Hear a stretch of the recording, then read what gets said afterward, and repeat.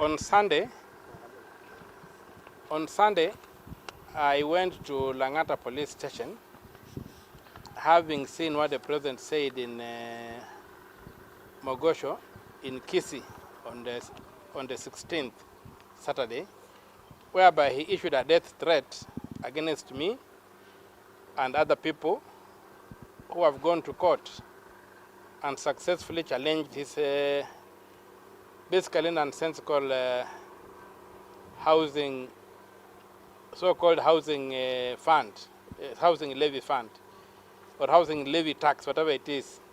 So he made remarks whereby he directly isolated the people who had taken that case to court, and said that he was given a sword, the ceremonial sword was given at Kasarani, and that he was going to use that sword not to chop vegetables. He was not given that sword for chopping vegetables, but for dealing with crooks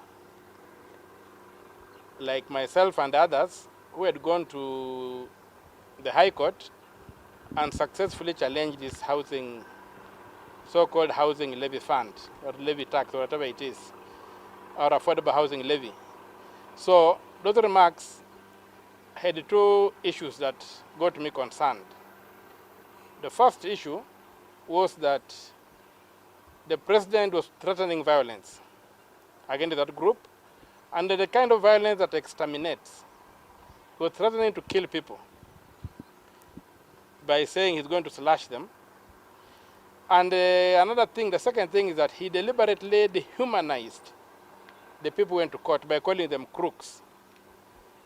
And that particular thing irked me. And I can tell you that, for me, there's no ground upon which Ruto can stand and call me a crook. People who know the history of this country know that both of us have been taken to court. And him, he was accused of theft, stealing public assets. I was accused of holding demonstrations to demand good governance. So who should call the other one a crook? One was been formally indicted for theft, or me was indicted for fighting for good governance. But more than that, the whole purpose of what the president said, and if you look at everything where people are murdered and killed, the first step is to dehumanize them. Call them cockroaches, call them whatever. In this particular case, the president referred to me and my group as crooks, wakora, whom is going to slash. So already they have dehumanized us, and so eliminating us will not be eliminating human beings. He will be eliminating wakora. So concerned about my own life, that the president issued that death threat and already dehumanized me, and because I live under the jurisdiction of Lang'ata police station, on Sunday I went to Lang'ata police station, making an attempt to report this matter, to get an OB. I was kept there for more than 6 hours, being taken around.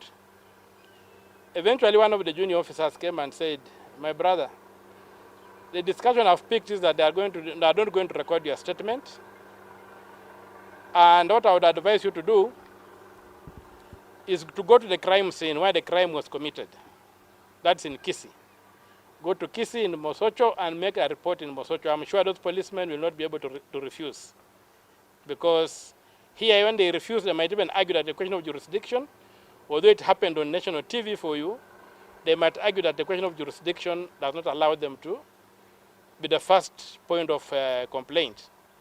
So taking that advice, I tried to get a flight yesterday to Kisumu or to Mutembei. All the flights were booked until after next week. I could not get a flight. So, but given the concern I have about my own safety and the safety of the other people whom the president referred to as crooks, whom he is going to slash, the people who had gone to court and gotten orders against his housing levy fund, which the court declared to be unconstitutional. I decided to drive to Kisii, and he drove overnight, go to Mosocho at around 4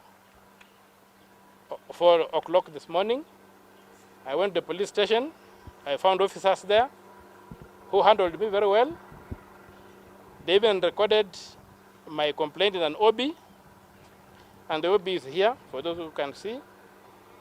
It's an OB number 03/19/12/2023. It's OB number 3 of today, recorded at Mosocho Police Station.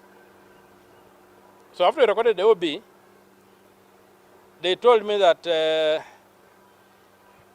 given my current status in society as a senator, they could not record a statement from me at that police station. I needed to be recorded by the senior police officers. So they referred me, they called the OCPD, and they called the DCIO, and told me to come to this other police station. It's called Nyanchwa Police Station.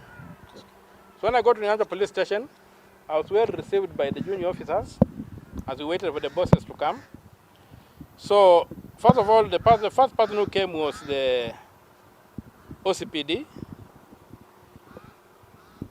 He greeted me and asked me to get into his office. He's called Mr. Kazungu Charo, the OCPD. And he did something very strange. He began raising an issue with my phone. He just claimed that I was recording him. So I told him, I'm not recording you, for heaven's sake. I'm not an idiot. I don't record people. So I said, okay, to make you comfortable, let me hand over my phone. So I handed over my phone to one of the people I had come with, my security detail, and they took it out. Then the second thing, he comes in and tells me, do you know that you cannot accuse the president of anything? I said, where do you get that? He says it's in the law. I asked him which section of the law. He didn't even know. So I told him, the only thing you can do is look at Article 143 and read it out, which he did. And Article 143 does not stop the president from being investigated and being recorded. It only stops his being prosecuted. He cannot be prosecuted in a court. But the president can be arrested, the president can be processed criminally by the police. They have that power. The president is not above the law. So after I showed him that, he sort of became angry and began shouting at me and saying, I'm not going to record your statement. You can go anywhere you want, but we are not recording your statement. And so stop wasting your time here. Well, at that point, I saw that there was no point dealing with somebody who thinks he can operate outside the law. So I decided to say, okay, I will pack and go. And I intend to go to IPOA. I intend to go to the police headquarters. As for Mr. Kazungu, I'm going to sue him here in Kisii for denying me public services for which I pay. He earns a salary. He's supposed to serve all Kenyans. He was not supposed to argue with me, beginning to say that I'm bringing lies, that he was at the rally, he didn't hear the president say that. And that is how you create dictators. When you begin protecting and covering up for for violations of the law, and you are a law enforcer, you embolden the lawbreaker to do worse things than that. So from here, I'm going back to Nairobi, to the police headquarters. I'll try to get Mr. Kome to record my statement, the Inspector General. And I also want to involve IPOA against Mr. Kazungu, as I also prosecute him for violating my right to be served by the state. So those are the few remarks I have. But I am taking what the president said seriously. I'm not going to blink, but also I'm not going to withdraw from the court. We are going to use the court because the court is a legitimate forum for settling disputes. And the president, he talks of his being not unstoppable. My advice to him is that he's only unstoppable if he's operating within the law. The moment he steps outside the law, he's stopped by the Constitution.